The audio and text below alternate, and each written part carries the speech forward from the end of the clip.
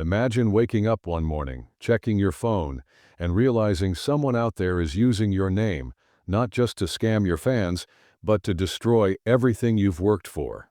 That's exactly what happened to me. But here's the twist. I didn't just stop the scam, I uncovered something far worse. And now, I need you to hear this because it's not just about me. It could happen to anyone, including you. Ryan Reynolds had just finished his morning workout, the kind he shared on Instagram with his trademark mix of humility and self-deprecation. He sat in his kitchen, scrolling through his phone while sipping his favorite green smoothie, a drink that, frankly, tasted like regret blended with kale. The sunlight filtered through the windows, casting an almost cinematic glow on the scene. It was a peaceful morning, at least until his phone buzzed with a notification. Your account has been flagged for suspicious activity. Please verify immediately to secure your funds, the message read. Attached was a link that looked professional, with all the official logos and formal language. Ryan squinted at it, his gut instinct telling him to ignore it. But then again, his gut had also told him to eat leftover sushi last week, and that had been a disaster. Can't hurt to check, he muttered, clicking the link. The page loaded, sleek and convincing, asking for his login details. Ryan hesitated, the slight paranoia of an online scam tickling the back of his mind. But the email seemed so legitimate. His bank's name, no weird typos, even a little copyright disclaimer at the bottom. He filled out the form quickly, not wanting to spend more than 5 seconds on something so dull. Nothing happened at first. No confirmation message, no reassuring, "Thanks for securing your account." Just a spinning wheel that eventually froze. Classic tech, Ryan grumbled, tossing his phone onto the counter. He thought nothing of it, at least not until the alerts began rolling in. First, his assistant called. "Ryan, did you just make a $50,000 donation to something called Crypto Panda Relief?" "What?" Ryan said, confused. "No, is that even a thing?" "Well, it's on your account now." "Oh, and there's another one for a vintage yacht rental in Monaco." Ryan's heart sank. His phone buzzed again. This time, an email from his publicist. "You need to see this," it said, followed by a screenshot of one of his Instagram posts. Except it wasn't a post he remembered making. It showed his smiling face with a caption promising fans a once-in-a-lifetime investment opportunity. "Send $1,000 to this address, and I'll personally double it for you." The post was already gaining traction, flooded with comments from eager fans who believed the too-good-to-be-true offer. "What the hell is going on?" Ryan muttered, scrambling to open his phone. But as soon as he tried logging into his accounts, he realized they were locked. His passwords had been changed. Panic bubbled in his chest as the reality sank in. He'd just been scammed. And not just scammed, but publicly scammed. As he stood there, the weight of the situation pressing down on him, another realization hit. This wasn't just a silly phishing scheme. It was a direct attack on his name, his image, and, worst of all, his fans. For the first time in a long while, Ryan Reynolds wasn't in control, and that thought was far more unsettling than the thought of his money vanishing into the abyss. "This isn't just about me," he said under his breath. "Whoever's behind this is screwing over my fans. That's not happening on my watch." His trademark humor masked his frustration for a moment, but his resolve was already hardening. He didn't know who was responsible yet, but he swore he'd find out. And when he did, there would be hell to pay. The next text he received wasn't from his assistant or his publicist. It was from an unknown number. The message was short and cryptic. "We're just getting started, Mr. Reynolds." Ryan stared at the screen, his pulse quickening. He wasn't sure if it was fear, anger, or a strange mix of both, but one thing was certain. This wasn't over, not even close. Ryan paced his kitchen, phone in hand, the cryptic text from the unknown number still glaring back at him. He reread it 3 times, hoping some hidden meaning would reveal itself, but it didn't. The message was clear. Someone, somewhere, had targeted him specifically. This wasn't random. This was personal. Before he could dwell too long on the sinister undertone, His assistant called again, her voice laced with urgency. "Ryan, it's bad. That Instagram post? It's gone viral. People are sending money. A lot of money. And now some other celebrities are claiming they've been hacked too. Whoever's behind this is branching out." Ryan swore under his breath, frustration bubbling just below the surface. "Tell me you're fixing this. Call Instagram, call whoever you need to call. Get that post down and make a statement. Tell people it's a scam." His assistant hesitated. "We're working on it, but it's not that simple. Whoever hacked you didn't just post from your account. They deleted your recovery options. It's like they own your profile now. We're locked out." "Fantastic," Ryan muttered, running a hand through his hair. He wasn't used to feeling this powerless. Sure, he played a wisecracking anti-hero on screen, but in real life, Ryan preferred his chaos controlled, fun, scripted, and reversible. This, however, was a mess he couldn't joke his way out of. At least not yet. As he tried to brainstorm a way forward, another email came in, this time from his financial advisor. The subject line alone sent a chill down his spine. "Urgent. Suspicious activity detected." Opening the email, Ryan's eyes scanned the details rapidly. His personal accounts weren't just drained, they were bleeding. Unauthorized wire transfers, offshore accounts, crypto wallets he didn't recognize. The numbers blurred together. But the takeaway was clear. He was being cleaned out. Then, the kicker. The scammer had sent an email to Ryan's fans from his own verified address, claiming he was raising funds for a fictional charity. The attached screenshots from his advisor showed that thousands of fans had already donated. Ryan's jaw clenched. This wasn't just about money anymore. These people trusted him, and someone was using that trust to rip them off. He gripped the counter, staring at the email with a mix of disbelief and fury. "This has to stop," he said, more to himself than anyone else. His phone buzzed again, and this time it was his publicist on a video call. "Ryan, this is spinning out of control," she said, her face unusually tense. "Twitter's a dumpster fire right now. Some people think you're behind the scam. Others are defending you, saying you'd never do this, but the media's running with it and it's not pretty." Ryan blinked, trying to process. "Wait, they think I'm behind it? Do they really think I'd scam my own fans? And for what, gin money?" He laughed bitterly, but the reality wasn't funny. Perception mattered in his world, and once the court of public opinion turned, it was hard to swing it back. The publicist's voice softened. "Look, we'll do damage control, but you need to stay off social media. Let us handle the messaging. If you say the wrong thing, it'll only make this worse." Ryan shook his head, his jaw tightening. "No way. I'm not sitting back while someone hijacks my name, my accounts, and my fans' trust. This isn't just a PR crisis, it's theft, and it's personal." The fire in his voice was real now, burning through the frustration. For a moment, the publicist hesitated, then sighed. "Fine. Do what you have to, but don't go rogue. Call the police. Let the experts handle this." "Yeah," Ryan said, his tone distant as he hung up. He had no intention of sitting back and waiting for someone else to fix this. He didn't care if it was the FBI, a hacker in a basement, or a tech nerd who owed him a favor. He was going to track these people down himself. His phone vibrated yet again, pulling him from his thoughts. Another text. This one with an even more ominous message. "Do you feel it yet? That's the sound of your world crumbling. Enjoy the show." Ryan stared at the message, his frustration now fully eclipsed by anger. Whoever this was, they had just underestimated the wrong guy. Ryan leaned against the counter, gripping his phone so tightly his knuckles turned white. The second cryptic text rattled in his head, like a villain taunting the hero in a poorly written movie. Except this was real. His world was crumbling. Every second that passed, the damage grew worse.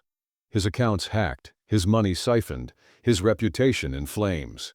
He needed to act, but where the hell was he supposed to start? Before he could spiral further, a knock at the door startled him. Ryan frowned, glancing at the time. He wasn't expecting anyone, especially not now. His assistant wouldn't drop by unannounced, and the publicist always called before showing up. A split-second thought crossed his mind. What if it's them? But he quickly brushed it aside. Scammers didn't do house calls. At least, he hoped they didn't. He cautiously opened the door, only to find a wiry teenager standing there, shifting nervously from foot to foot. The kid couldn't have been older than 16, with a hoodie 3 sizes too big and a pair of thick glasses that kept sliding down his nose. In his hands, he clutched a laptop like it was a prized possession. Mr. Reynolds?" the kid stammered, his voice cracking slightly. Ryan blinked. "Yeah, that's me. Unless you're here to steal my identity too, in which case, good luck. What do you want?" The kid gulped and held up his laptop like a peace offering. I think I know who hacked you." Ryan froze. "What did you just say?" The kid fumbled with his words, clearly intimidated. I saw the fake Instagram post, and it didn't look right, so I started digging around. I'm good with computers, kind of like a hobby, you know. And I think I found something." Ryan stepped aside, waving the kid in. "Okay, come in, junior hacker, but if you're scamming me too, I swear to God I don't know, report you to your mom." The kid shuffled inside, looking both terrified and excited. He placed his laptop on the kitchen island and opened it with shaky hands. Ryan leaned over, trying to make sense of the sea of code and bizarre usernames filling the screen. "Explain this to me like I'm 5, Ryan said, folding his arms. The kid adjusted his glasses, his confidence growing as he spoke. "So, I tracked the IP address from the fake Instagram post. It's not hard to spoof those, but I ran some scans and found a weird data trail. Whoever did this, they're bouncing their signal through a bunch of servers, but they slipped up at one point. It looks like their original location might have pinged in, somewhere here in Vancouver." Ryan's brow shot up. "You're telling me these clowns are scamming me from my own backyard?" The kid nodded, clicking through his data. "It gets worse. They're not just scamming you, they've got a whole operation. I found this hidden forum where they're selling access to hacked celebrity accounts. They're calling it the Starboard." Ryan stared at the screen, the weight of the discovery settling in. "So they're targeting more people?" "Yeah," the kid said grimly. "And it's not just celebrities. They've got regular people's data too. Credit cards, emails, passwords, it's all for sale." For a moment Ryan didn't speak. The thought of someone profiting off innocent people, fans, families, anyone, made his blood boil. This wasn't just about him anymore, it was about stopping whoever was behind this before they ruined even more lives. "What's your name, kid?" Ryan asked, his voice steady. Ethan," the boy replied, surprised. "Well, Ethan," Ryan said, pulling up a chair, "you just became my new best friend. We're going to figure out who these people are, and then we're going to make them regret ever hearing my name." Ethan's eyes widened. "Wait, are you serious? I thought you'd call the cops or something." Ryan smirked, a dangerous glint in his eye. "Oh, the cops will get involved eventually. But first, we're going to teach these jokers a lesson. You're the hacker, I'm the bait, and together we're going to crash their little starboard party." Ethan gulped, but a small smile tugged at the corner of his mouth. He could already tell this was going to be the craziest thing he'd ever done. Ryan clapped him on the shoulder and said, "Now let's see what else you've got, tech wizard." As Ethan pulled up more files, Ryan felt the first flicker of hope since the chaos had started. Whoever was behind this, they had no idea what they'd just unleashed. Ethan's fingers flew across the keyboard, the glow of the laptop screen casting a faint blue light across the dim kitchen. Ryan leaned over his shoulder, his eyes darting between lines of code and strange usernames on the screen. The tension in the room was palpable, but Ryan's mind was already spinning with possibilities. Whoever was behind this wasn't just some amateur. They were organized, bold, and, unfortunately for them, sloppy enough to leave breadcrumbs. "So, what exactly are we looking at here?" Ryan asked, breaking the silence. Ethan paused, scrolling to a window filled with data logs. "Okay, so this right here is their chat room. It's encrypted, obviously, but I've managed to slip into one of their dummy accounts. They use this space to communicate, sell stolen data, and..." He stopped mid-sentence, his face going pale. Ryan frowned. "And what?" "They're talking about you," Ethan said, his voice barely above a whisper. Ryan grabbed the laptop, scanning the chat. Sure enough, his name was plastered across the thread like some twisted trophy. One message in particular stood out. "Reynolds is live bait. Traffic's up 300% since we hit his profile. Roll out the next wave." "What the hell does next wave mean?" Ryan asked, his voice sharp. Ethan hesitated. "It could mean anything. Another fake post, more phishing emails, maybe even a bigger target. These guys are good at scaling scams once they've hooked people." Ryan leaned back in his chair, his jaw tightening. He felt like a chess piece being moved around someone else's board, and he hated it. "Okay," he said, his tone firm. "If they want to use me as bait, let's give them something to chew on." Ethan blinked, confused. "Wait, what does that mean?" Ryan grinned, the kind of grin that usually signaled trouble. "It means we fight fire with fire. We're going to lure them out by making them think they've won. If they want to use my name, I'll let them, on my terms." Ethan's eyes widened. "Are you saying we bait the baiters?"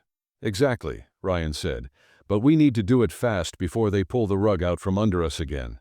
What can we do with what we've got?" Ethan hesitated, chewing on his lip as he thought. "Well, I could spoof another account, make it look like it's coming from you. If we plant the right kind of message in their network, they might take the bait and reveal more of their operation." Ryan nodded. "Good. Make it something they can't resist. Let's pretend I'm doubling down on their scam. Offer something bigger, like an exclusive giveaway or a meet and greet. They'll have to scale up their efforts, and when they do, we'll follow the trail." Ethan hesitated, his fingers hovering over the keys. "This could backfire, you know. If they catch on, they'll just disappear. They're good at covering their tracks." Ryan's grin faded slightly, replaced by a determined glint in his eye. "If they disappear, they disappear. But not before we make their lives hell for at least a few minutes." With a reluctant nod, Ethan began typing. The plan was risky, borderline reckless, but there was no time to play it safe. Ryan's image was already under fire, and if these scammers wanted a fight, he was ready to bring the full force of his wit, charm, and stubbornness to the table. As Ethan worked, Ryan's phone buzzed again. Another message from the unknown number. "You're more fun than we thought. Let's see how far you'll go." Ryan smirked, the challenge sparking something fierce in him. "Oh, I'll go far," he muttered. "Just wait." Ethan looked up. "What did they say?" Ryan turned the screen toward him. Ethan read the message and let out a shaky laugh. This feels like a bad idea." "Bad ideas are my specialty," Ryan said, cracking his knuckles. "Now let's stir the pot." Ethan pressed enter, launching the fake post into their network. A new trap was set. All they could do now was wait, and hope the scammers were as greedy as they seemed. The waiting was the hardest part. Ryan and Ethan sat in tense silence, the glow of the laptop the only light in the room. It was the kind of silence that made every tiny noise, like the hum of the refrigerator or the occasional chirp of a phone, feel unnaturally loud. Ryan, never one for patience, fidgeted in his chair, drumming his fingers on the counter. "How long does it take for these guys to bite?" he asked, his voice low but tinged with impatience. Ethan glanced up from the screen, his fingers still hovering over the keyboard. "They'll bite," he said, sounding more confident than he felt. "We just need to make sure the bait looks irresistible. If they think you're doubling down on their scam, they'll want to milk it for all it's worth." Ryan smirked, leaning back in his chair. "You make it sound like I'm a juicy worm on a hook." "Well," Ethan said, a small grin forming, "you kinda are." The banter was cut short by a sudden notification on the laptop. Ethan leaned in, his expression shifting from lighthearted to laser-focused. "They're in," he whispered. Ryan straightened, his heart pounding. "What do you mean, in?" Ethan's hands flew across the keyboard, pulling up the incoming data. "They took the bait. They've reshared the fake post across their network. Look." He pointed to a live feed of the scammer's encrypted chat room. Messages were pouring in, each one more frantic than the last. Reynolds doubled the offer. Get it out fast. Traffic spiking. Push it to Tier 3 users. We need more wallets ready. This is blowing up. Ryan's eyes darted across the screen. Tier Dre, wallets. What the hell does that mean? Ethan didn't look up. It means they're mobilizing. They've got tiers of victims, like a pyramid. Tier 1 is small time, probably just phishing random people. Tier 3 is their big money targets, people with deep pockets or high influence. They're getting ready to hit them next. Ryan's stomach twisted. So they're about to scam even more people? Yeah, Ethan said, his voice tight. But here's the good news. They're sloppy when they move fast. Every time they push something new, they leave a trail. If I can trace their deployment path, I might be able to pinpoint where the operation's coming from. Do it, Ryan said firmly, leaning over the counter. And do it fast. Ethan's fingers flew, his confidence building as he navigated through the tangled web of IP addresses and encrypted messages. Meanwhile, Ryan's phone buzzed again. He glanced at it, half expecting another taunt from the unknown number, but this time it was his assistant. We've got a problem. Media's picked up the fake post. People are freaking out. Ryan let out a frustrated sigh, tossing the phone onto the counter. Great, just great. Now the whole world thinks I'm running a pyramid scheme. Ethan glanced up briefly. You kinda are. Except, to trap criminals. Not helping, Ethan, Ryan shot back, but the corner of his mouth twitched. He couldn't help but admire the kid's growing confidence. Another notification popped up on the laptop, this time a flashing icon indicating a direct message in the scammer's chat room. Ethan froze, his eyes widening. Oh no. What? Ryan asked, stepping closer. They've noticed something's off, Ethan said, his voice tight with alarm. He clicked on the message, which read, Something doesn't feel right. Is Reynolds actually working with us? This traffic spike looks fake. Ryan swore under his breath.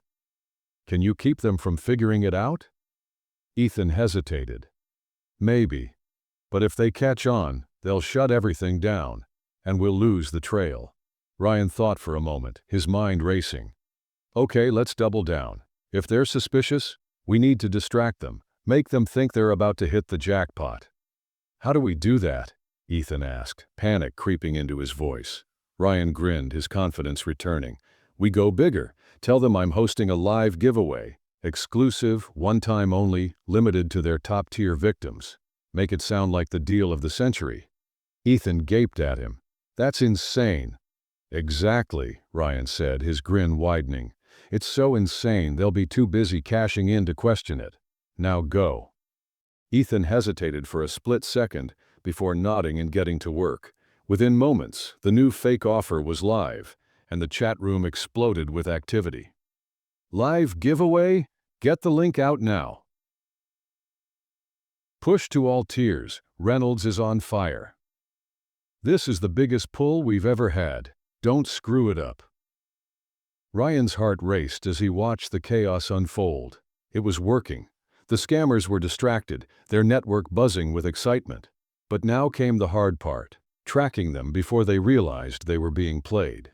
Ethan, Ryan said, his voice steady, tell me you're finding something. The kid didn't look up, his focus absolute. Almost there. Just a little more. Ryan clenched his fists, willing the clock to slow down. Every second felt like an eternity, but he knew one thing for sure, they were finally getting closer. Ethan's hands never stopped moving, his concentration razor-sharp as he navigated through layers of encrypted data. The kitchen felt smaller now, the tension thick enough to choke on. Ryan hovered close, his eyes darting between Ethan's screen and the notifications still pinging on his phone. The scammers were fully hooked, pushing the fake giveaway to their entire network. But Ryan knew the window of opportunity was small. They had to strike before the scammers got wise. Got anything yet? Ryan asked, his voice tight with urgency. Ethan nodded without looking up. I'm tracing their signal now. They're using multiple proxy servers to cover their tracks, but I've pinpointed a hub that everything's funneling through. It's somewhere local, definitely in Vancouver. Ryan felt a surge of adrenaline. So they're close? Yeah, Ethan said, his fingers pausing briefly before flying across the keyboard again. But they're good. This hub is just a relay point. It's not their actual base. They're bouncing their signal through it to throw off anyone trying to track them. If I can breach the hub, though, I might be able to access their internal files. Ryan leaned closer, his voice low and serious. Can you breach it? Ethan swallowed hard. Maybe. But it's risky. If I trip an alert, they'll know we're onto them and they'll shut everything down. We'll lose them. Ryan thought for a moment, his mind racing. The risks were high, but so were the stakes. If they didn't act now, the scammers would not only disappear, but potentially scam thousands more people in the process. Ryan clenched his jaw. Do it. We don't have a choice. Ethan hesitated for only a second before diving back in.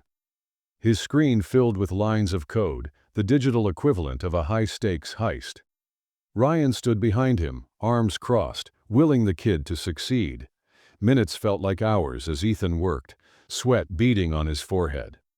Finally, Ethan let out a triumphant gasp. I'm in! Ryan leaned over his shoulder. The screen now displayed a directory of files, names, emails, transaction histories, and even internal chat logs. It was a treasure trove of incriminating evidence. Holy crap, Ethan whispered. They've been running this operation for years. Look at this.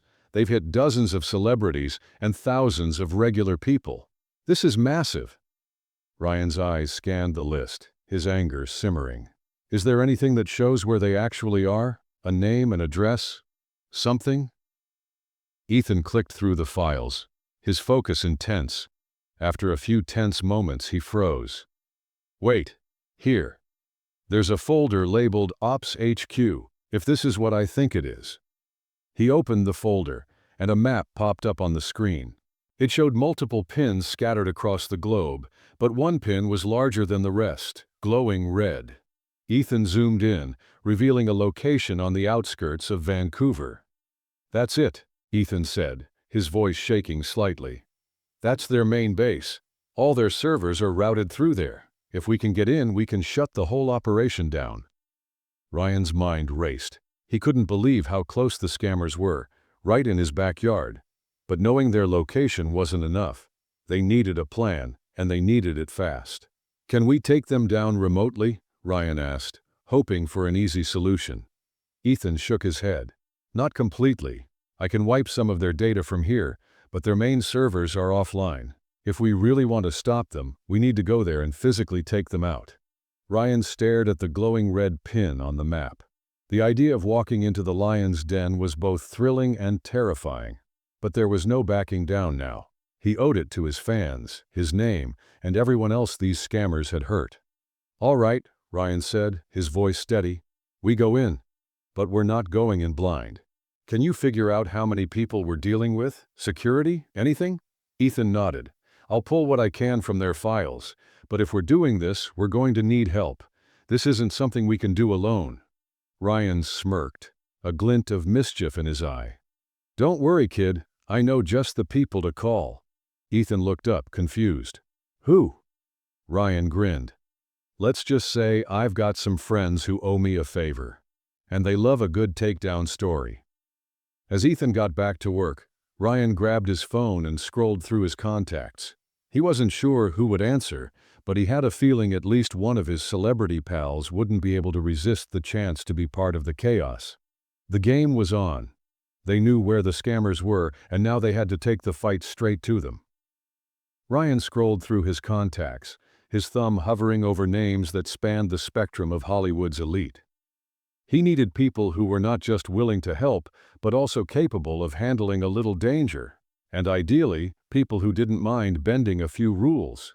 He smirked as a name jumped out at him and hit the call button. The line rang twice before a familiar sarcastic voice answered, "If this is about me stealing your gin at the last party, you're never getting it back." "Hi, Hugh," Ryan said, his voice dripping with mock sweetness. "Actually, this isn't about gin. This is about a chance to take down a bunch of scumbags who are using my name to scam innocent people. You in?" Hugh Jackman laughed on the other end. "You want me to drop everything and help you out of another one of your messes? What makes you think I'm interested?" Ryan grinned, knowing exactly how to hook him. "Because it's a chance to prove you're not just a song and dance guy. Plus, if you say no, I'm telling the world you got scared." There was a pause before Hugh sighed dramatically. "Fine, where do you need me?" "Vancouver," Ryan said, smirking. "I'll send you the details. Oh, and bring your tough guy face. We might need it." As Ryan hung up, Ethan raised an eyebrow. "Wait, is that Hugh Jackman? Wolverine is going to help us?" "Wolverine is going to try," Ryan said, already dialing the next number. "But we need brains too." The second call connected, and a no-nonsense voice came through. "This better be good, Reynolds." "Hi, Sandra," Ryan said smoothly. "You know how you're always telling me to stop acting like an idiot? Well, I'm about to do something really stupid and I could use your help." Sandra Bullock's laugh was sharp and incredulous. "Why do I feel like I'm going to regret this? What's the catch?" "The catch is we're taking down a bunch of cybercriminals who've been scamming people using my name. It's messy, dangerous, and completely ridiculous. Just the kind of thing you secretly love." Sandra sighed. "You know, most people call me for brunch or a movie night. But fine, I'm in. What's the plan?" "Working on that part," Ryan admitted. "But I'll send you the details soon. Bring your A-game."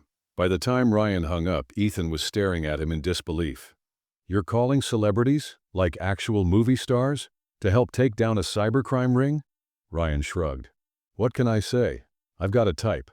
Now let's keep going. We'll need a tech genius, someone to back you up. Who do we know that's nerdy but weirdly good under pressure?"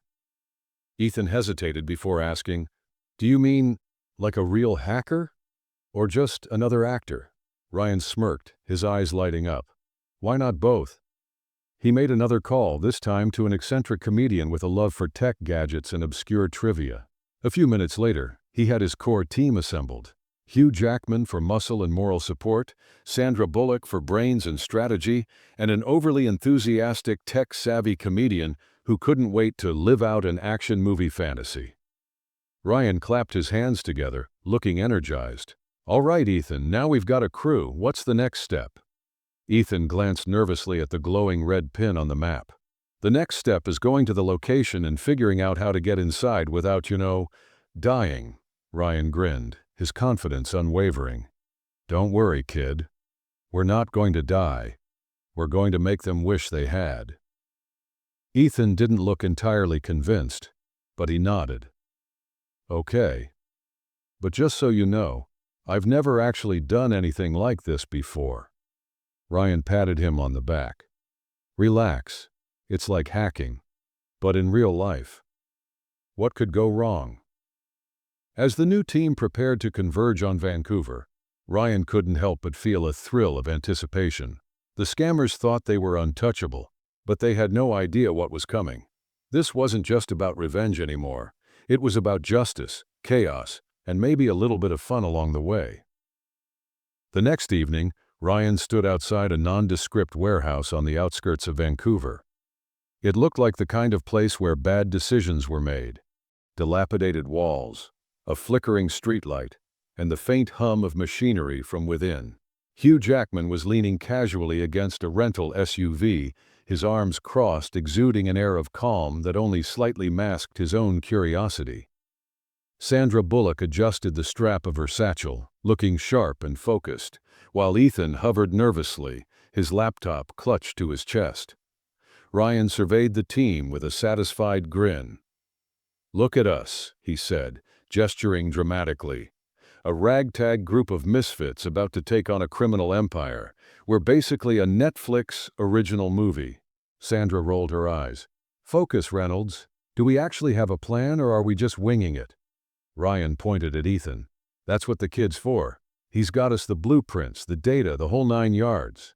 Ethan gulped but nodded, setting his laptop on the hood of the SUV. "Okay, so here's the deal. This warehouse is their central hub, but it's not exactly unguarded.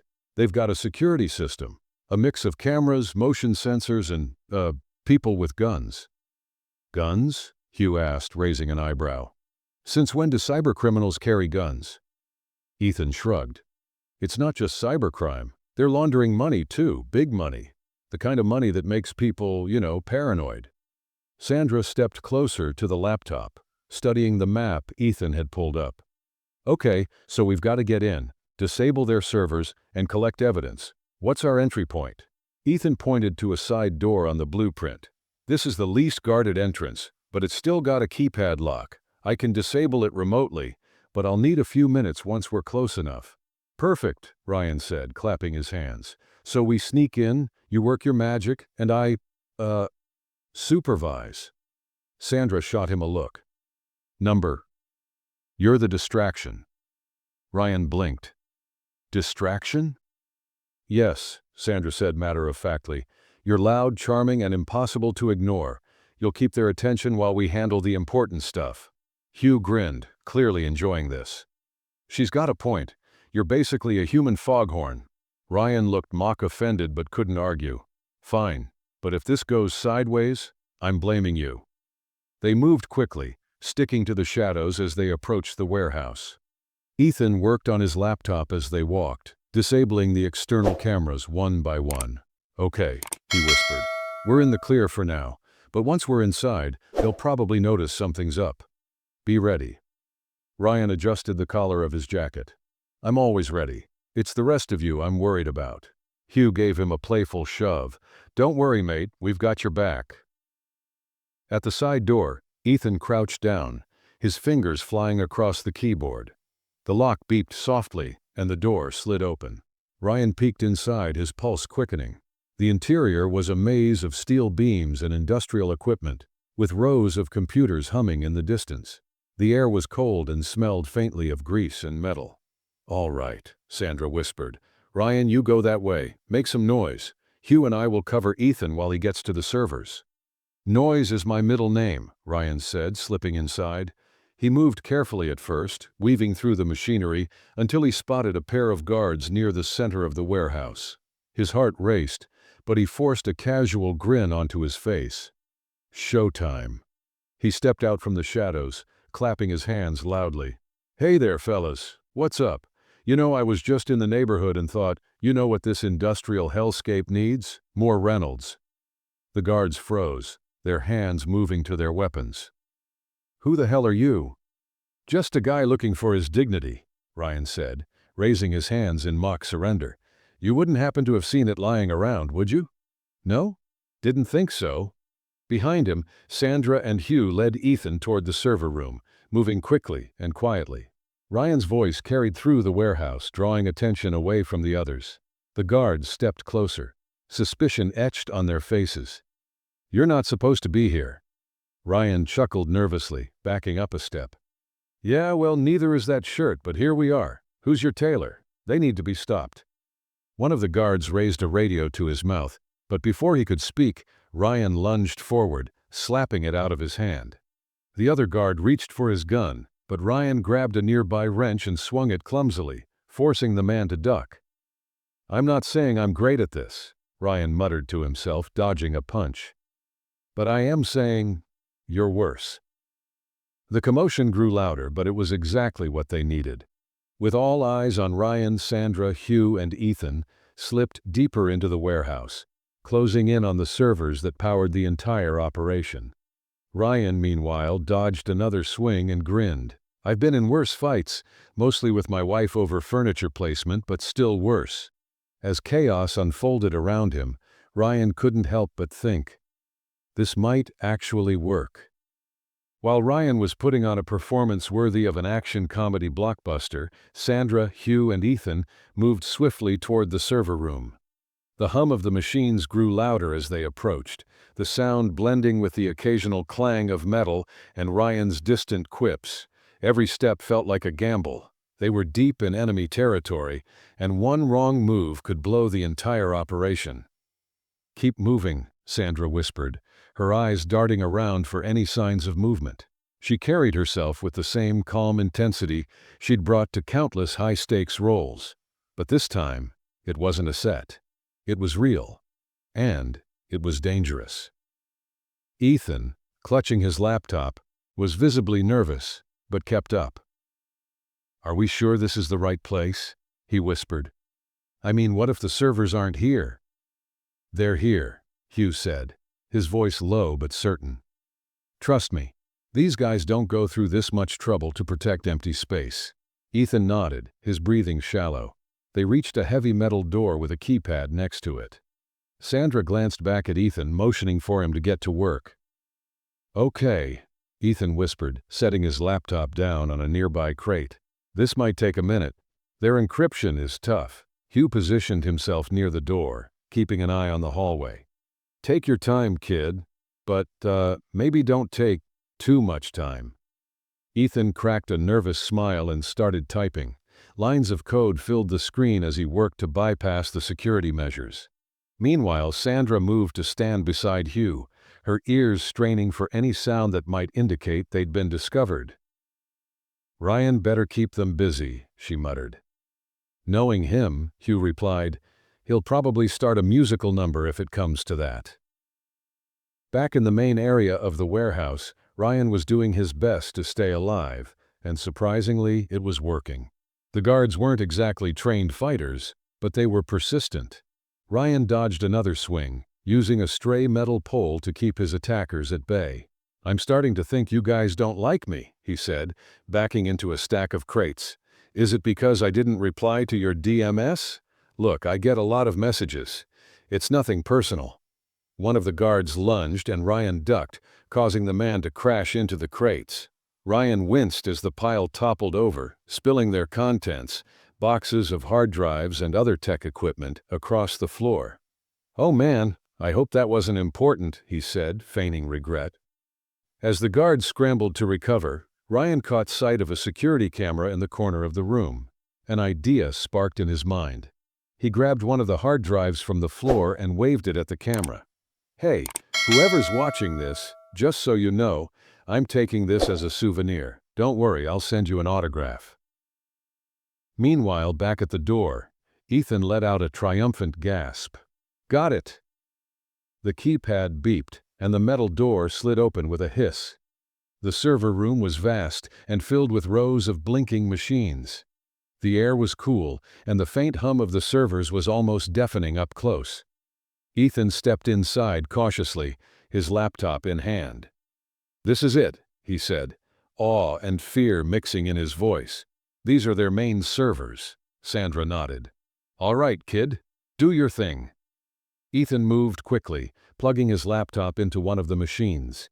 His screen lit up with data as he started accessing the system. "Okay, I'm in.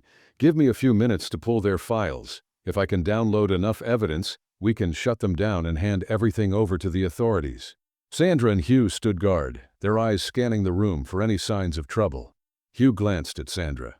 "You ever think we'd be doing something like this?" Sandra smirked. "Not in a million years. But here we are." The moment of levity was short-lived. A loud alarm suddenly blared, the red lights in the room flashing. Ethan froze, his hands hovering over the keyboard. I think they know we're here."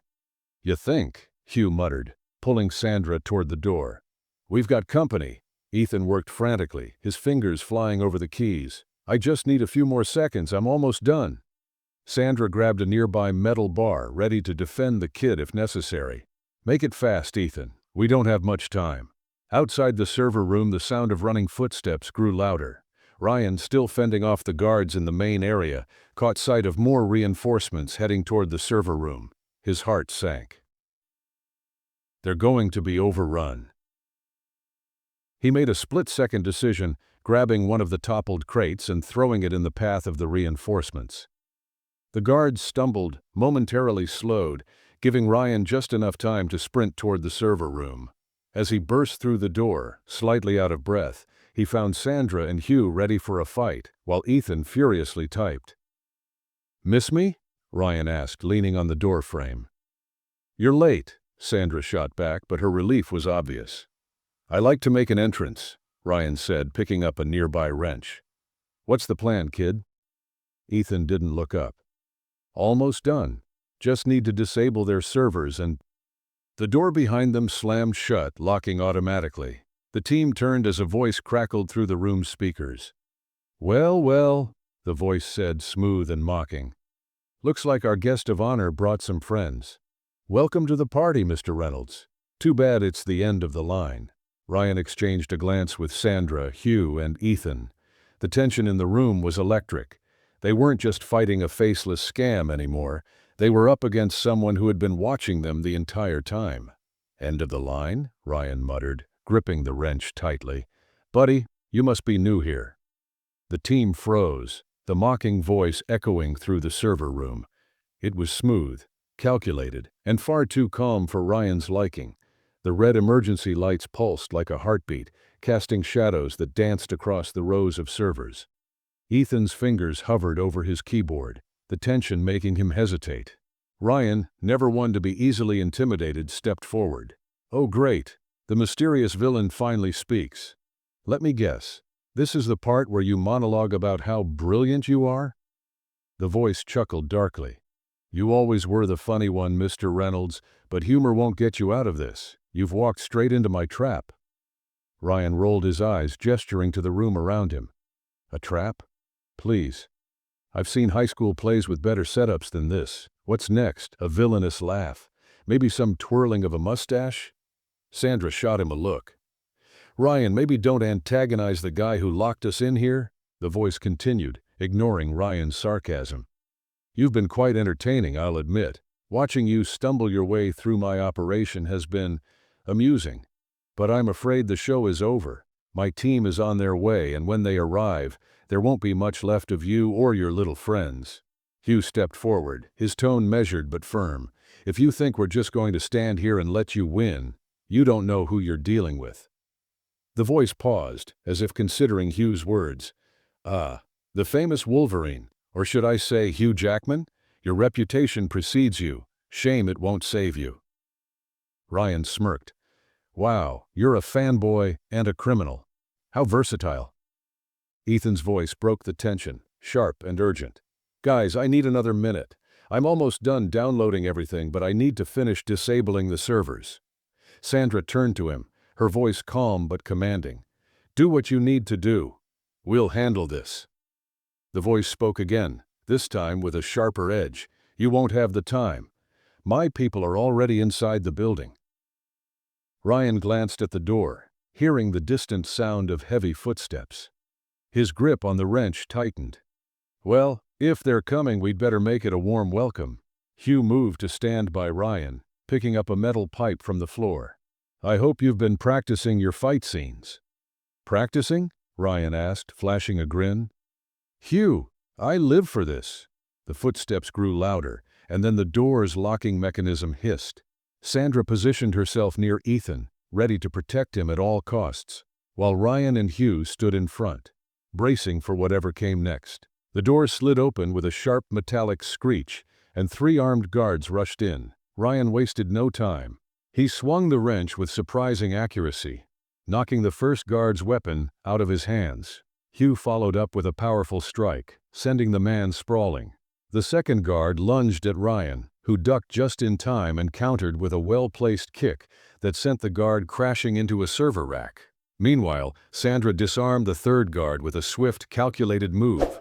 She wasn't flashy, but she was efficient, taking the man down with a single blow to his knees.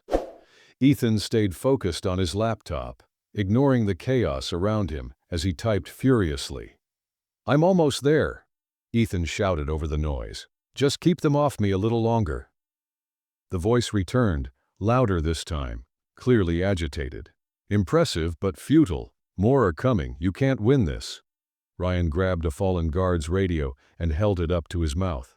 "Hey, mysterious bad guy, quick question. Do you ever stop talking, or is this your whole personality?" The voice didn't respond, but the sound of more footsteps echoed down the hallway. Ryan tossed the radio aside and turned to the others. "All right, this is starting to feel less like a fight and more like a zombie movie. Any brilliant ideas?" Sandra, panting slightly from the effort, glanced at Ethan. "How much longer?" 30 seconds, Ethan yelled. "You've got 10, Sandra replied, her tone leaving no room for negotiation. Ryan and Hugh moved to block the doorway, ready for the next wave. "Hugh," Ryan said, his tone mock serious, "if we die here, I want you to know, you still owe me a drink." Hugh smirked. "If we die here, I'm taking your aviation gin with me." The next wave of guards stormed in, but this time, Ryan and Hugh were ready. The fight was chaotic but controlled, with Ryan's improvisational style balancing Hugh's precision. Sandra kept a close eye on Ethan, who was typing so fast his fingers were a blur. "Done," Ethan shouted suddenly. "I've got all the data, and the servers are disabled. They can't recover anything now." Sandra grabbed his arm. "Then we're leaving. Now." Ryan and Hugh backed toward the center of the room, their breathing heavy but their determination unwavering. Ryan glanced at Ethan. "Got everything we need?" Ethan nodded, holding up a flash drive triumphantly. "Everything." Ryan grinned. "Great, let's blow this place." But as they turned toward the exit, the voice returned, colder than ever. "You think you've won? You've only scratched the surface. You have no idea what you're dealing with." Ryan smirked, looking up at the ceiling as if addressing the voice directly. "Buddy, I don't care how big your operation is, I just kicked your guards' asses with a wrench. What does that tell you?" The voice didn't answer. Instead, the lights in the room flickered ominously, and a new alarm began to blare. Ethan's face paled as he looked at his laptop. Guys? I think they've activated a failsafe. The servers are set to overload." Sandra's eyes widened. "Meaning?" "Meaning this whole place is about to go up in flames," Ethan said. Ryan's grin faded. "Oh, that's less than ideal." Sandra grabbed Ethan, already moving toward the exit. "Move, now!" With the alarms blaring and the voices' mocking laughter echoing through the speakers, the team raced toward the exit, the countdown to destruction ticking louder in their ears. The team bolted through the maze-like corridors of the warehouse, their footsteps echoing alongside the blaring alarm. The pulsing red lights flickered erratically, casting eerie shadows on the walls. The air grew hotter by the second, a sign that Ethan's warning wasn't just theoretical. The servers were truly overheating, seconds away from going critical. "Faster!" Sandra yelled, her voice cutting through the chaos. She kept a firm grip on Ethan's arm, practically dragging him as they ran. Ryan and Hugh took up the rear, their makeshift weapons still in hand, ready to fend off any more guards. Ryan glanced back, half expecting another ambush, but instead, he caught sight of smoke beginning to creep down the hallway. Not to rush anyone," he called, "but I think this place might actually explode, like Michael Bay levels of explode." "I told you," Ethan panted, clutching the flash drive tightly. "Fail-safe protocol. They're wiping everything. Servers, evidence, us, if we're still here." Hugh threw a glance over his shoulder, the tension etched on his face. "Remind me again why we thought this was a good idea?" "Because it's fun," Ryan shot back, though his breath was ragged. "Nothing says fun like outrunning a fireball." Sandra didn't respond, her focus entirely on navigating the labyrinth of corridors. "This way," she shouted, taking a sharp left toward the side exit Ethan had originally hacked open. As they turned the corner, two more guards appeared, blocking their path. One raised his weapon, barking, "Stop right there!" Ryan didn't hesitate. He hurled the wrench in his hand like a fastball, hitting the guard square in the chest. The man stumbled backward, giving Hugh just enough time to close the distance and disarm him with a swift, practiced move. Sandra stepped forward, landing a clean kick to the second guard's knee, dropping him instantly. "Remind me never to make you angry," Ryan muttered, grabbing a discarded flashlight as a new weapon. "Keep moving," Sandra snapped, motioning for Ethan to stay close. They barreled through the side door and into the open air. For a moment, the cool night breeze hit them, a stark contrast to the stifling heat inside. But their relief was short-lived. The voice returned, this time from a small speaker mounted above the exit. "You've escaped my trap," the voice said, its tone icy. "But you've only delayed the inevitable. You think a flash drive can stop me? This is bigger than you. Bigger than any of you." Ryan turned to the speaker, his chest heaving. Yeah, classic villain talk. Let me guess. You've got layers, like an onion? Or is it a bond complex? Either way, buddy, we've got your data, your location, and your goon's bruises to show for it. So good luck. The voice went silent for a moment, and then a low, bitter laugh came through. You've made this personal, Reynolds. And trust me, you'll regret it. Sandra grabbed Ryan's arm, pulling him away from the speaker. Come on, we don't have time for this. They sprinted toward the SUV parked in the shadows nearby. Behind them, the alarms reached a fever pitch, and then, with a deafening roar, the warehouse erupted. The explosion lit up the night sky, sending a shockwave that rattled the ground beneath their feet. Ryan and Hugh ducked instinctively as debris flew into the air, shards of metal and glass raining down like confetti. Holy! Ethan gasped, his words lost in the noise. The team piled into the SUV, Sandra behind the wheel. She slammed the gas pedal, and the vehicle sped away, the fireball growing smaller in the rearview mirror. Ryan twisted in his seat to watch the burning wreckage, his face illuminated by the flames. Okay, he said, his voice cutting through the silence that followed. That was way too close. No kidding, Hugh muttered, leaning back and catching his breath. Next time, let's just call the cops, yeah? Ethan was shaking, but his grip on the flash drive never loosened. We got it, he said, almost to himself. We actually got it. Sandra glanced at him in the rearview mirror, her expression softening. You did great, Ethan. Now let's make sure this was worth it. Ryan turned back around, a mix of adrenaline and determination in his eyes. Oh, it'll be worth it. That guy thinks he's untouchable, but we've got everything we need to take him down. Ethan nodded, though a shadow of doubt crossed his face. Yeah, but he's right, you know. This is bigger than us. That data? It's just one piece. He'll have backups, more servers, more scams. Ryan's grin returned, equal parts confidence and mischief. Good thing I like sequels then.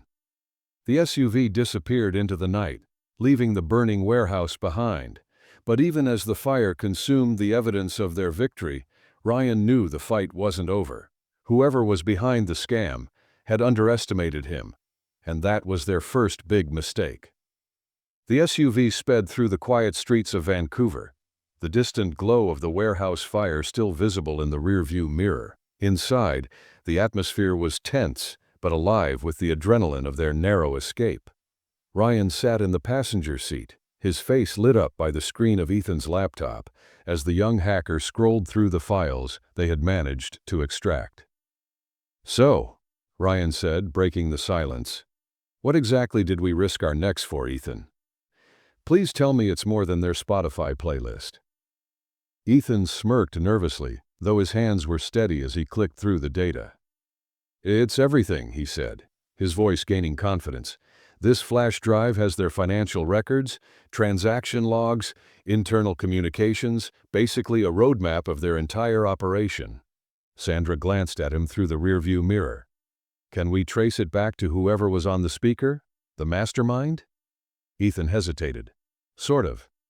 There are names and pseudonyms in the files, but nothing directly tied to him. Whoever this guy is, he's good at covering his tracks. Still, I think I can piece together enough to lead us to his backups and his broader network. Ryan leaned back in his seat, folding his arms. So we hit his network, we hit his backups, and we hit him where it hurts. If he thinks we're stopping at one warehouse, he clearly hasn't met me. Hugh, sitting in the back seat, raised an eyebrow. And what exactly is your plan, mate? Just keep poking the bear until he gives up? Ryan grinned. More like keep poking the bear until it makes a mistake. Sandra frowned, her pragmatic side kicking in. We need to be smart about this. We can't just wing it again. This guy's dangerous and he knows we're coming now. True, Ethan said, scrolling through the files. But we've got a head start. Look, there are offshore accounts listed here, connected to shell companies. If we can track where the money's flowing, we might find his next base of operations. Sandra nodded, her eyes still on the road. Then that's our next move.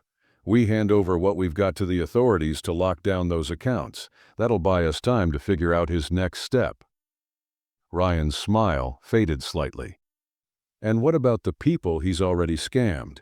My fans, the folks who sent him money because they thought they could trust me, we can't just focus on taking this guy down. We've got to undo some of the damage he's done. Ethan nodded. I can reverse some of the transactions. It's tricky, but if I use the same systems they did, I can reroute the money back to the original accounts. Ryan clapped him on the shoulder. See? This is why I keep you around. That, and the fact that you're surprisingly good at dodging explosions. Sandra pulled the SUV into an underground parking lot, bringing the vehicle to a stop. She turned to face the team, her expression serious. We need to lay low for a bit. The media's already buzzing about the warehouse explosion, and it won't be long before questions start pointing in our direction. Ryan raised a hand like a student in class. If anyone asks, we were all at a karaoke bar, together. I did a phenomenal rendition of Livin' on a Prayer, just so we're clear. Sandra ignored him, her focus on Ethan. How fast can you dig through the rest of this data? Give me a couple of hours, Ethan replied. I'll set up in the hotel and start tracing the offshore accounts. But we need to be careful. If this guy has any way of monitoring his systems, he'll know the second I start poking around. Hugh leaned forward, his tone dry but concerned. And what happens when he comes after us? Because he will come after us. Ryan's grin returned, this time with a sharper edge. Let him try. He can play all the games he wants. But here's the thing. He's playing defense now. We've got the ball. Sandra shook her head, but there was a faint smile tugging at the corner of her lips. You're impossible. That's what my wife says, Ryan quipped, stepping out of the SUV. All right, team. Let's regroup, refuel, and then get back to work. We're just getting started. As the team headed toward the elevator, the flash drive tucked safely in Ethan's bag, Ryan couldn't shake the feeling that the mastermind was already watching them, planning his next move. But that was fine. Let him watch. Ryan wasn't afraid of a fight, and he was more determined than ever to win. The makeshift safe house, a modest hotel suite with thick curtains and unreliable Wi-Fi, was eerily quiet. Ethan sat at the desk, his laptop open and multiple windows flashing across the screen. The rest of the team had scattered across the room. Sandra was perched on the couch, sifting through the hard drive's data with laser focus. Hugh leaned against the wall, scrolling on his phone, while Ryan paced, unable to sit still. So, Ryan said, breaking the silence, any chance you found this guy's Yelp review page? Because I have some notes. Ethan barely looked up. Not yet, but I've traced a few transactions to an account in the Cayman Islands. It's tied to a shell company that's been funding all his operations. If we can freeze it. The laptop screen suddenly blinked, and Ethan's hands froze over the keyboard. What the? Sandra and Ryan both stepped closer. What's wrong? Sandra asked sharply. Ethan pointed at the screen. He's here, or at least he's on to us. A chat window had opened on its own, filling the screen with a single line of text. Hello, Reynolds. Did you really think you could outsmart me? Ryan leaned in, his grin returning despite the ominous message. Well, that answers that. The guy's a fan. Before anyone could respond, another line of text appeared. You should have left well enough alone. Now it's my turn. Suddenly, the laptop screen went dark, and Ethan's expression shifted from panic to determination. He's trying to wipe everything. Can you stop him? Sandra asked, her voice taut. I can try, Ethan muttered, his fingers flying over the keyboard.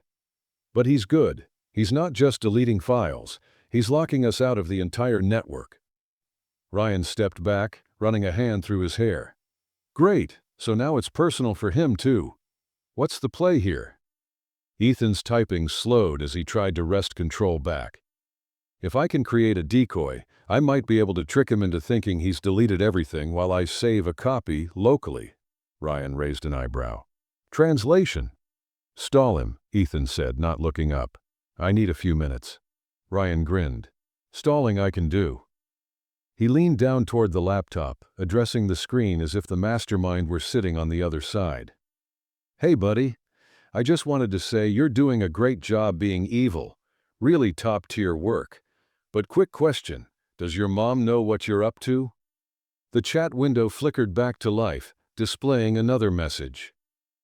Your jokes won't save you. Jokes never save me, Ryan shot back. That's why I married someone smarter than me. As Ethan worked frantically, the lights in the suite flickered, and Hugh stepped closer to the windows.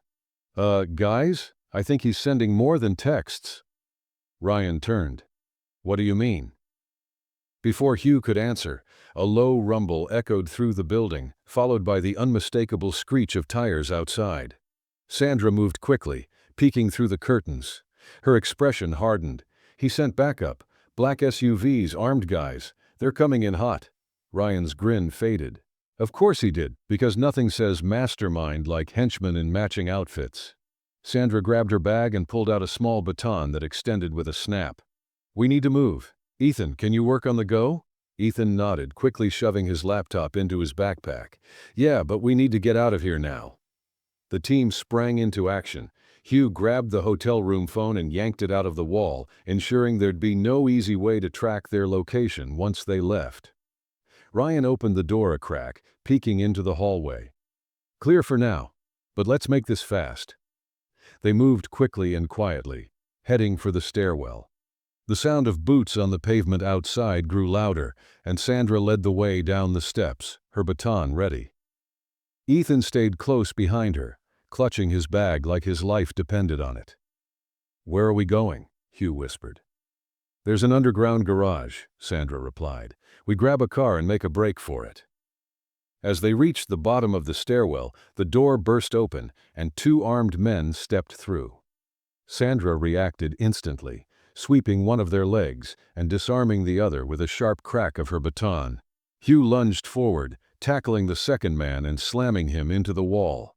Ryan held up his hands. I'm just going to let you two handle that. Ethan tugged his arm. Come on, we've got to keep moving. The group made it to the garage, but the sound of engines revving signaled they weren't alone. Sandra spotted an older sedan and motioned for everyone to pile in. Get in now! Ryan slid into the driver's seat.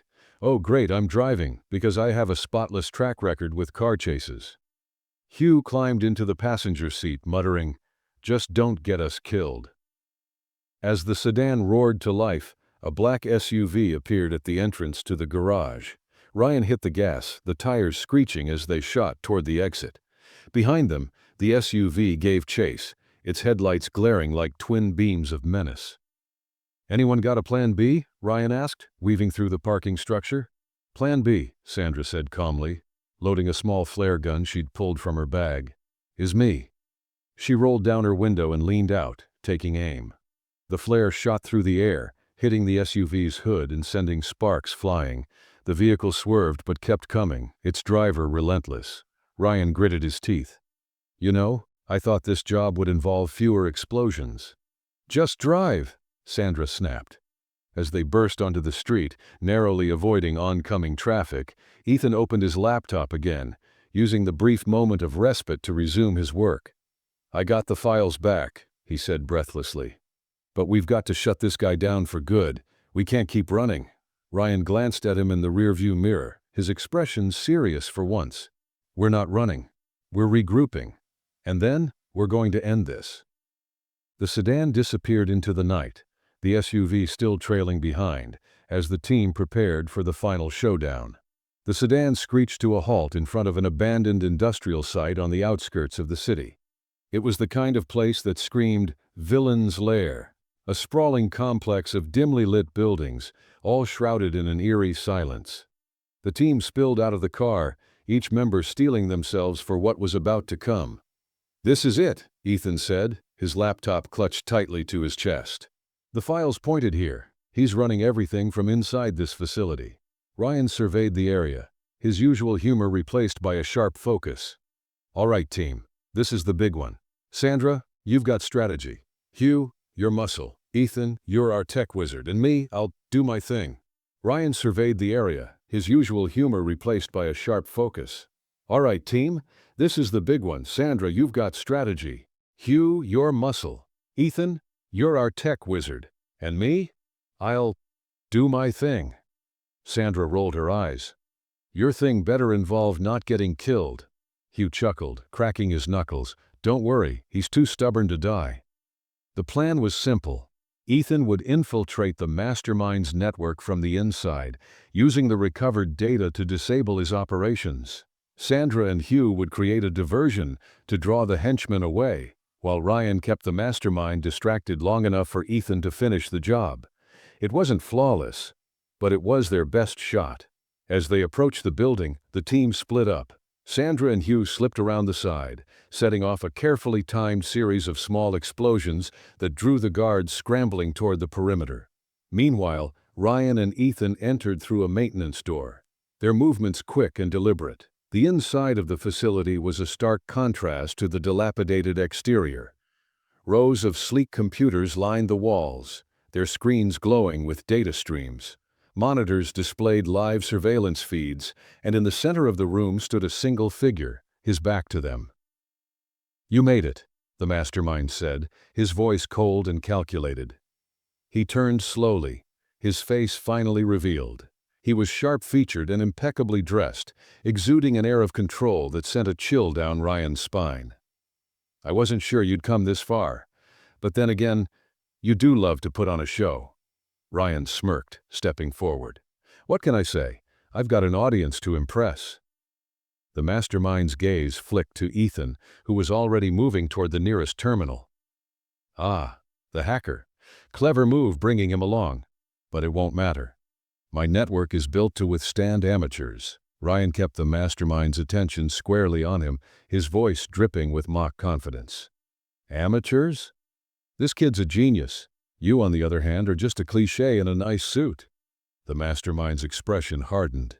"You think this is a game? You don't understand what you're up against." "I understand plenty," Ryan shot back. "You're a coward hiding behind screens and goons. But here's the thing. Your screens are cracking, and your goons are running scared." As if on cue, the sound of another explosion echoed from outside. Sandra and Hugh were making progress, drawing more guards away from the central hub. The mastermind's calm demeanor faltered, his eyes narrowing as he turned to one of the terminals. "Ethan," Ryan muttered under his breath, "whatever you're doing, do it faster." "I'm working on it," Ethan hissed, his fingers flying over the keyboard.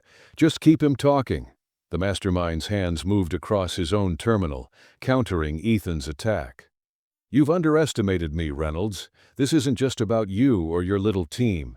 This operation funds networks bigger than you can imagine. Even if you stop me, the system will survive." Ryan tilted his head, pretending to be impressed. "Wow, you're really leaning into the evil mastermind vibe. Did you practice that speech in front of a mirror?" The mastermind ignored him, his focus on the data battle unfolding between him and Ethan. The room crackled with tension, the glow of the monitors reflecting off their faces. Then, with a sharp beep, Ethan let out a triumphant laugh. "Got it. I've locked him out and triggered a purge on his servers. He won't be able to recover anything." The mastermind's face twisted in rage. "You think this is over? You think you've won?" Ryan stepped closer, his grin razor sharp. "Oh, it's over. Your scams, your network, your little villain speeches, all of it. And now the authorities are going to have a nice long chat with you." But the mastermind wasn't finished. He lunged toward a hidden panel, his hand slamming down on a concealed button. A countdown timer appeared on the monitors, its numbers ticking down ominously. "What now?" Ryan groaned. "Do you guys all have self-destruct buttons? Is that like a thing?" "Failsafe," the mastermind hissed. "If I go down, so does everything in this building, including you." Sandra's voice crackled over Ryan's earpiece. "Ryan, we need to get out. Now." Ryan turned to Ethan. "Can you stop it?" Ethan's face was pale, but he nodded. "I'll try." "You've got 2 minutes," Ryan said, stepping between Ethan and the mastermind. "I'll keep him busy." The next moments were a blur. Ryan and the mastermind clashed, their movements a chaotic mix of raw instinct and desperation. Ryan wasn't a fighter, but he was quick, ducking and dodging with a mix of humor and determination.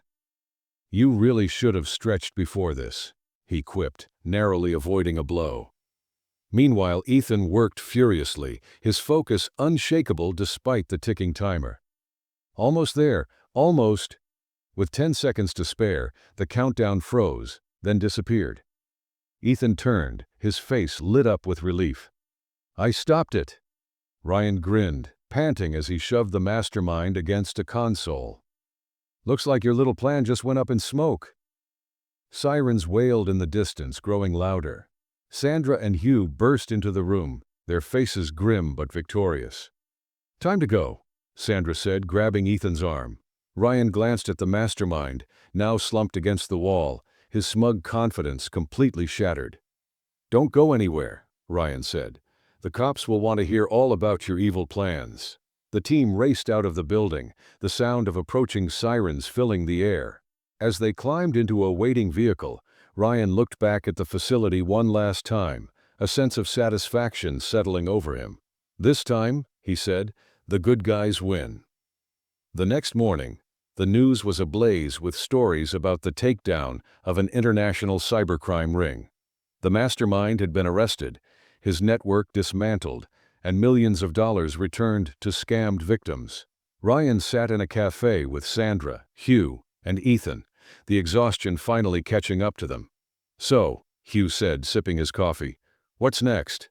Another criminal ring to bust? Maybe we take on a cult this time." Ryan laughed, shaking his head. "Oh no, I'm done with this hero stuff. I'm going back to my day job, making gin and being charming." Sandra smirked. "Sure you are. Until the next scammer decides to mess with you." Ryan shrugged, a playful glint in his eye. "If they do, they'll know exactly what they're up against." Ethan looked up from his laptop, his smile shy but proud. "We made a difference, didn't we?" "We did," Ryan said, raising his cup in a mock toast. "To the weirdest, most chaotic team I've ever worked with, and to taking down the bad guys." The team clinked their cups together, the weight of their victory finally sinking in. Outside, life went on as usual, but they knew they had made the world a little safer, one scam at a time. And as Ryan walked away, his phone buzzed with a new message. "See you soon, Reynolds." Ryan smirked, slipping his phone into his pocket. "Bring it on."